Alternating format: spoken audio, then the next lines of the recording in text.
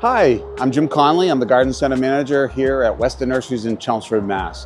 There's a misnomer out there. A lot of customers think, well, it's summer, I can't plant a plant, and that's not the case. It's hot, it's humid, I got sweat coming, I got the towel going on the brow just to kind of stay comfortable. And so today, I want to show you a few tricks of the trade to help that plant so that way you may actually have a little bit better chance of survivability. So first off, I want to talk about the area. You always want to put the right plant in the right location. So we have an area right out front near our sign. I want to get a plant that's going to be bright and beautiful, that's going to grow maybe 3 to 4 foot high. And Proven Winners has a hydrangea called Invincible Wee White. And it comes into bloom at this time of the year. I would say it's going to give you the most impact in June, July, or early August. So first thing I'm going to do is I'm going to define where the plant's going to go. So I'm going to put it right here. I'm going to take my shovel, and your standard practice is you want to, dig the hole twice the width of the pot. So I'm just going to do a little bit of a ring, and I'm going to dig this out right now. Oh, beautiful. Roots, roots, roots. I'm digging the hole the same depth as the root system and twice the width of the pot. It's been raining on Saturdays, 13, 14 Saturdays in a row, but it's been pretty warm. And even last night we had a passing thunderstorm. And you can see I didn't get more than 6 or 8 inches down, and the soil is really dry. So when you're watering your plants, it's going to be important to give that long watering each time so that the soil does get moist all the way down. Well, I'm trying to figure out where the rock is so I can take it out. I'm going to take the plant out of the pot carefully, and I'm going to put it in the hole, and I'm going to take my shovel to make sure that the soil line is even with the top of the ground. All right, so you can see that the top of the shovel is even with the top of the plant, so I'm at the right height.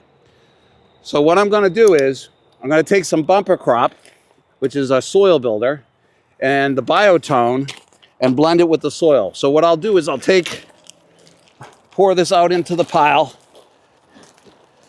And I'm not going to be bashful. I could have used a half a bag, but there's a lot of rocks in this soil, different textures. I want to really give it some health. When you look at bumper crop, what it's made up of, it's all natural ingredients. So it says worm castings, lobster and crab shells, kelp meal, aged bark, dehydrated poultry manure, sphagnum peat moss, composted cow manure, and dolomitic lime to kind of balance the pH. So this is really a blended mix for anything. It could be used for lawns, trees, shrubs, perennials, annuals, vegetables.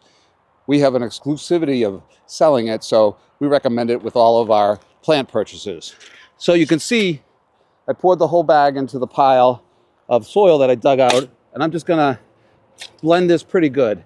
If we were to plant this in April or May, we might just take the hole, dig it, and then just backfill it and be on our way. But I have a trick that I learned from an old-time landscaper many, many years ago. And I do it at my own house, and I literally can plant or even transplant plants and have a 100% success rate. You want to take the plant out of the hole and grab your hose and fill that hole up with water.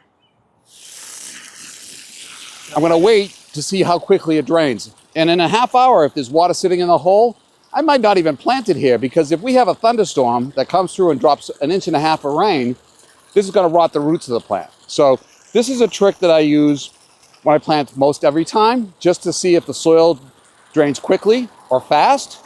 But more importantly, what we want to do is we want to water the plant so that the plant itself is moist. And we want to put water in the hole so that there is a linkage between the moisture in the hole and the moisture in the plant. If you have a dry plant going into dry soil, it's very difficult for the water molecules to kind of combine each other. And the key in the summer is just getting the water to the roots. So my trick is fill this with water, let it drain down a little bit, then do the planting. Make sure that the plants you're planting, that the potting soil that it's planted in or the root ball is moist as well. All right, so the next step to planting is to do the backfill. So one of my tricks for the trade for planting is taking the edges of the planting hole and breaking it into the ground. That's something that I learned a long time ago, because you want to make sure that the edges of the hole are loose for that root system. So the first thing I do is I just go around and I just break the edges a little bit. Then I'm going to take some of that bumper crop mixed with soil and blend it around the outside of the hole.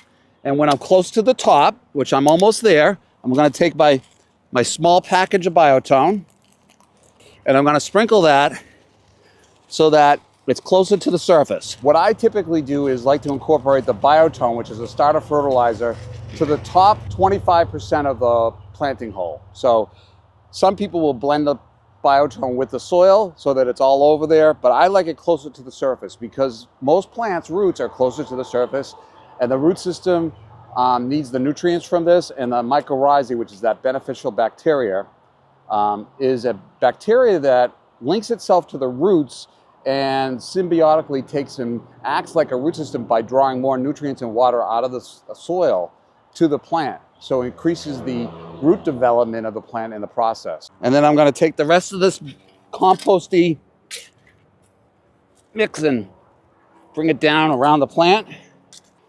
And then I'm going to compress that. So it may be soggy. And if it's soggy, it's going to kind of make it more difficult. But you want it soggy. Take that soil away. And there we are. So now I got my little planting pit for the water reserve, okay? So the best way for me to water is to go to the spigot and just crack it a little bit. See how that water's just dripping out? And I'm just gonna leave it right there. And I might move it around a couple of different spots so that way I can get the water from not running off. We want that water to slowly seep into the hole. And I'm gonna do this watering technique every time I water. Let this hose dribble out like this for a good 20 minutes. And now I feel comfortable that there's a lot of water around here, to the point where I probably don't have to water this for at least 2 or 3 more days. I'll probably check on it in a couple of days and stick my hand in the ground and see if it's wet or dry. If it's slightly moist, I might even wait a 3rd day. So that's the watering that I would suggest. The last step to the whole process is to put down some bark mulch. We have 3 different colors, a black, a brown, and a red. We sell it by the cubic yard. Loose, we can dump it in a truck or deliver, or we sell it by the bag. So what you want to do is take the mulch and spread it out so that it's about 2 to 3 inches thick. And you want to have little to no mulch here and have it thicker as you get away from the plant, with little to no mulch right here. And now I can enjoy the beauty of this wee white. And as these flowers come and go, I'll cut them off. They go from white to that light pink, and then the pink will turn brown. I'll cut that off. New growth will blossom out and flowers on that. So the reason why I went through this is I'm sweating. It's hot. It's humid. And that's what summer's all about. The goal here is to get out in the yard, breathe the fresh air, be part of nature, and plant a plant at the same time and enjoy the beauty of the plant all summer long. So don't feel like July, August, September, it's too late to plant. Come on down to Weston Nurseries, to any of our locations. Look at the beautiful selection of plants. There's a lot of plants in bloom at this time of the year that you don't see when you come into the garden center in May. And pick something out, plant it, do what I just did, and have a successful yard. Thanks for watching. If you have any questions or comments, you can leave it down below. And it's Jim signing off saying, happy gardening.